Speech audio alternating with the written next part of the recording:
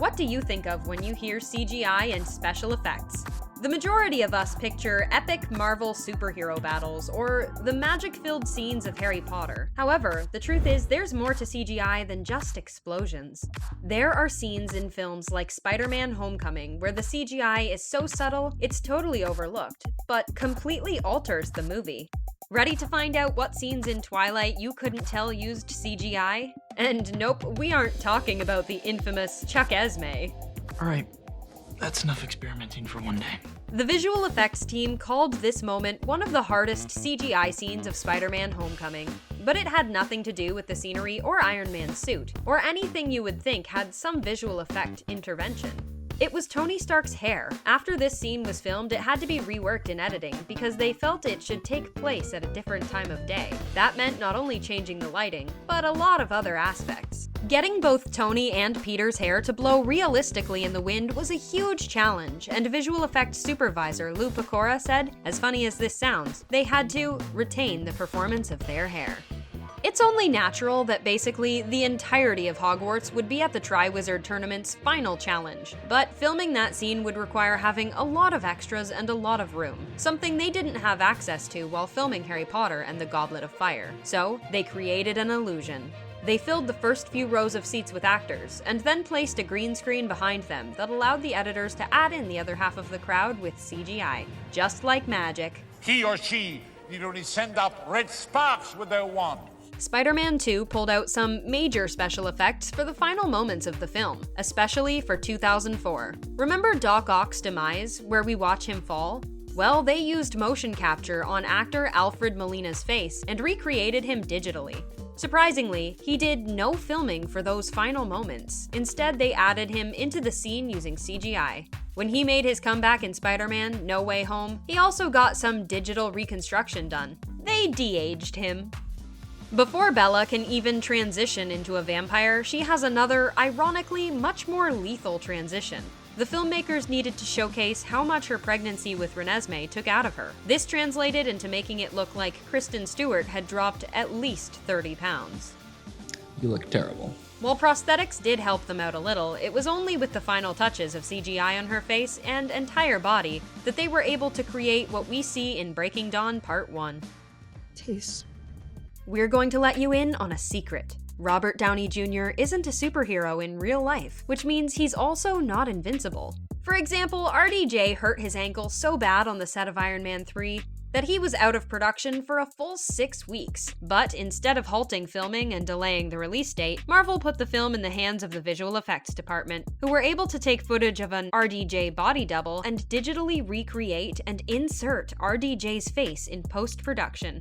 You know the iconic "I am Iron Man" speech? That wasn't really RDJ. I'm a changed man. No one could ever guess just how successful Twilight was going to be, so naturally a lot of things changed when they got the okay to film the rest of the saga. Things like a bigger budget and a very different location. For New Moon, production was moved from Portland to Vancouver, but they had to somehow keep the continuity between the two films, especially with the buildings. To do this, they basically reconstructed Forks High using a green screen. The actors were actually just filming in an outdoor parking lot. Although the Philosopher's Stone was made back in 2001, they were still able to pull off some major CGI that you probably didn't even notice. During the Quidditch match in this film, almost half of the students on the broom were added into the scene solely using CGI. There were no live actors for them filming.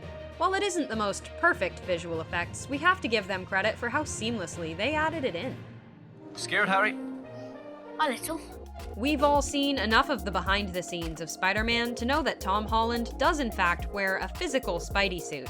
However, a lot goes into that suit to make it movie ready. Using CGI, they make sure that any seams, zippers, wrinkles, and creases are invisible at all times during the film, even when he's just walking around.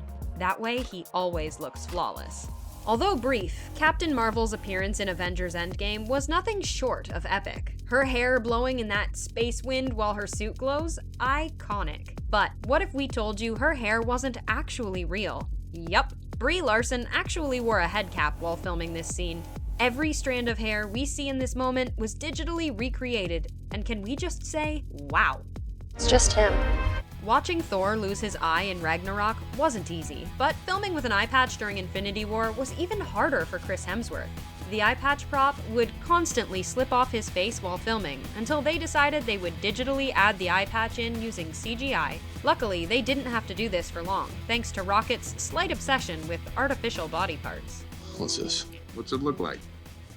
We all suspected that the Black Panther's suit had some type of CGI effects. How else would it literally glow purple? However, that wasn't all they used CGI on the suit for. While Chadwick Boseman and his stunt doubles did wear a physical suit, a lot of visual effects went into making sure it was seamless, and to give it its very sleek and out-of-this-world appearance, including the facial part of the costume that was often added in during post-production as well. Turns out, it wasn't just Captain Marvel's hair that needed some CGI intervention during Endgame. Originally, Captain Marvel was meant to have the same suit in both her film and Endgame. But when someone pointed out that all the other heroes changed their outfits every few years, Captain Marvel's 25-year run with the suit didn't seem realistic. So they enhanced Brie Larson's costume to look completely different in post-production. Despite what you might have thought, The Wolf of Wall Street included some major digital enhancements, including this tennis court scene. The scene was pieced together using real-life reference, the digital recreation of the buildings, as well as having the actors film in front of a green screen and adding them into the scenery in post-production. It's no comparison to an epic, magical battle, but it's subtle and impressive nonetheless.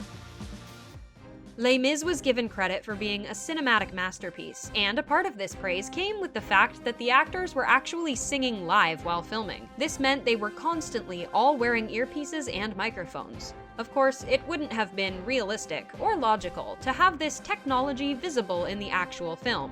This posed a great challenge in post-production, whose job it was to use CGI to edit out all the earpieces and microphones from each actor. Have you spotted any forgotten earpieces? The CGI used on Natalie Portman's hand in The Black Swan is almost undetectable, and honestly, extremely impressive, which is what makes it so great. To reflect Natalie Portman's character, very vigorous training and dedication, they used CGI to make the actress's fingers smaller and more elongated. CGI isn't always about the explosions and car chases, but the subtle details that we don't always notice. However, without these nuances, we wouldn't have the perfections of supersuits, but the idea is to not be noticed, or the realism of hair blowing in the wind. Which subtle CGI moment was your favorite? Can you think of any other moments you were shocked to find out were CGI? Thanks for watching.